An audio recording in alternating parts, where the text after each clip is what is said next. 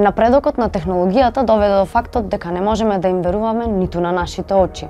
Како можеш да кажеш дали ова видео е вештачка интелигенција? Дали овој текст е напишан од човек или од софтвер? Многу е тешко, нели? Се почестата употреба на вештачката интелигенција ја наметна потребата, но и обврската за регулација. Европската унија ја започна пресметката. Планираната регулатива треба да ја направи оваа технологија побезбедна и потранспарентна. Но што ќе значи ова во пракса? Вештачката интелигенција користи специјален софтвер за да ги имитира човечките способности за решавање проблеми и одлучување. Примената на оваа технологија е широка. На паметни телефони, системи за препознавање говор и лице, софтверска анализа на слики, видеонадзор, а се користи во производството на роботи и автомобили.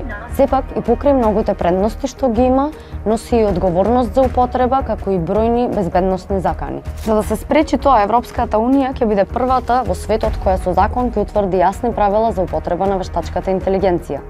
А еве што носи тој закон. Ќе биде забрането неселективно преземање слики од интернет или безбедносни камери, кои некои земји ги користат за создавање бази на податоци за препознавање лица и евиденција на граѓаните. Ќе биде забрането препознавање на емоции на работното место и во образовните институции, како и системи за биометриска категоризација кои користат чувствителни карактеристики како политичка, верска или друга припадност. Системите за идентификација ќе можат да ги користат полицијата и безбедносните служби исклучиво за целни претреси на сторители на кривични дела и за спречување на тероризам.